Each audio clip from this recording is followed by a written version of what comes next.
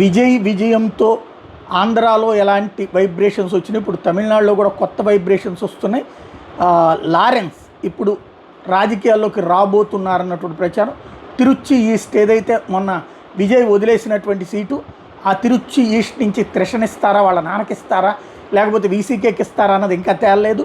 ఇంకోవైపున DMK అక్కడ గెలవడం ద్వారా తన విజయాన్ని ప్రారంభిద్దాం అనుకుంటోంది విజయ్కి వ్యతిరేకంగా. మరొక వైపును చూస్తే ఇక్కడి నుంచి ఇతను పోటీ చేస్తాడు లారెన్స్ అన్నటువంటి ప్రధానమైనటువంటి ప్రచారం జరుగుతుంది. టీవీకే తరపున లారెన్స్ని బరిలోకి దింపడానికి విజయ్ ముందుకు వచ్చాడు, ఎందుకంటే ఇబ్బంది లేకుండా ఉంటుంది అన్నటువంటిది.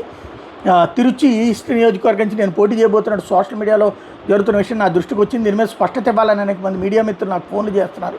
ప్రస్తుతం నేను బెంజ్ సినిమా షూటింగ్లో బిజీగా ఉన్నా.